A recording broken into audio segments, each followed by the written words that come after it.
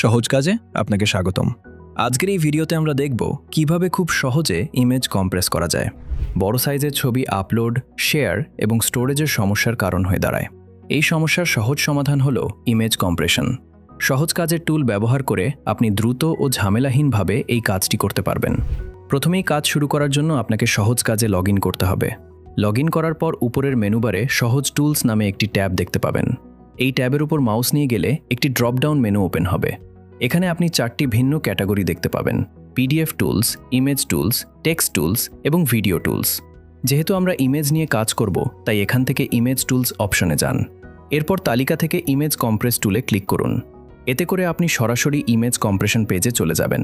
পেজে প্রবেশ করার পর উপরের দিকে কিছু সংক্ষিপ্ত নির্দেশনা দেখতে পাবেন, যেখানে ইমেজ কম্প্রেস করার প্রাথমিক ধারণা দেওয়া থাকে।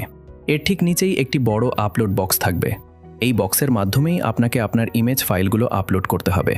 এখানে একটি গুরুত্বপূর্ণ বিষয় হলো আপনি একসাথে সর্বোচ্চ 20টি ইমেজ আপলোড করতে পারবেন এবং প্রতিটি ফাইল নির্দিষ্ট সাইজের মধ্যে থাকতে হবে, যেমন 500 মেগাবাইটের কম। ইমেজ আপলোড করার জন্য আপনার কাছে দুটি সহজ পদ্ধতি রয়েছে। আপনি চাইলে আপনার ফাইলগুলো ড্র্যাগ করে সরাসরি বক্সে এনে ছেড়ে দিতে পারেন, অথবা বক্সের মাঝখানে ক্লিক করে আপনার ডিভাইস থেকে ছবি সিলেক্ট করে আপলোড করতে পারেন। আমরা প্রথমে একটি ইমেজ আপলোড করে দেখি। আপলোড সম্পন্ন হওয়ার সাথে সাথে ডান পাশে সেই ইমেজটি প্রিভিউ আকারে দেখা যাবে। পাশাপাশি আরও ইমেজ যোগ করার জন্য এটি প্লাস আইকন সহ আরও যোগ করুন বাটনও দেখতে পাবেন। এখন আমরা একাধিক ইমেজ একসাথে আপলোড করে নিই। আরও যোগ করুন বাটনে ক্লিক করুন, তারপর আপনার পছন্দের ছবিগুলো সিলেক্ট করে আপলোড করুন। এভাবে আপনি সহজেই একাধিক ছবি একসাথে যুক্ত করতে পারবেন, যা কাজকে অনেক দ্রুত করে তোলে। সবগুলো ইমেজ আপলোড হয়ে গেলে এবার বাম পাশের সেটিংস প্যানেলের দিকে নজর দিন। এখান থেকেই আপনি পুরো কম্প্রেশন প্রক্রিয়াটি নিয়ন্ত্রণ করতে পারবেন।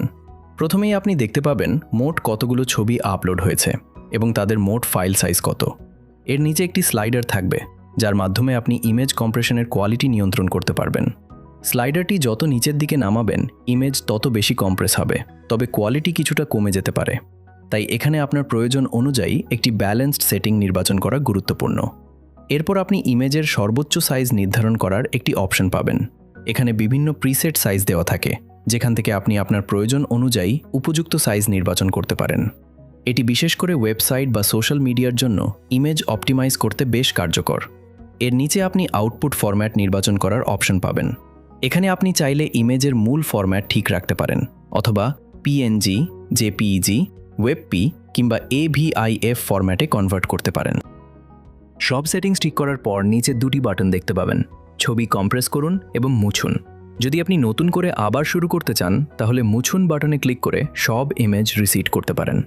আর যদি সব ঠিক থাকে, তাহলে ছবি কম্প্রেস করুন বাটনে ক্লিক করুন। বাটনে ক্লিক করার সাথে সাথেই ইমেজ কম্প্রেশন প্রক্রিয়া শুরু হয়ে যাবে। এই প্রক্রিয়াটি সম্পন্ন হতে কিছুটা সময় লাগতে পারে, যা নির্ভর করে আপনার আপলোড করা ইমেজের সংখ্যা, সাইজ এবং ইন্টারনেট স্পিডের ওপর।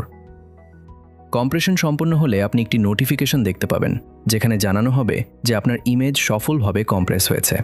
এর পাশাপাশি আপনি দেখতে পারবেন প্রতিটি ইমেজ কত শতাংশ কম্প্রেস হয়েছে, অর্থাৎ আগের তুলনায় কতটা সাইজ কমেছে। এরপর ডান পাশে ডাউনলোড অপশন দেখা যাবে।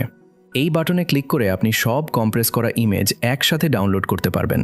এছাড়াও নিচের অংশে প্রতিটি ইমেজ আলাদাভাবে দেখানো হবে, যেখানে প্রতিটির কম্প্রেশন রেশিও উল্লেখ থাকবে। চাইলে আপনি সেখান থেকেও পৃথকভাবে ইমেজ ডাউনলোড করতে পারবেন।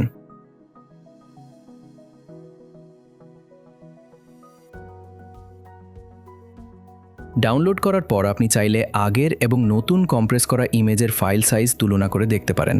এতে আপনি সহজেই বুঝতে পারবেন কতটা স্পেস সেভ হয়েছে এবং কতটা কার্যকরভাবে কম্প্রেশন হয়েছে। এইভাবেই আপনি খুব সহজে, দ্রুত এবং ঝামেলাহীনভাবে একাধিক ইমেজ কম্প্রেস করতে পারবেন, কোনো অতিরিক্ত সফটওয়্যার ছাড়াই। আশা করি এই টিউটোরিয়ালটি আপনার উপকারে এসেছে। যদি আপনার কোনো প্রশ্ন থাকে বা আরও কিছু জানতে চান, তাহলে অবশ্যই কমেন্ট বক্সে জানাবেন। ভিডিওটি দেখার জন্য ধন্যবাদ।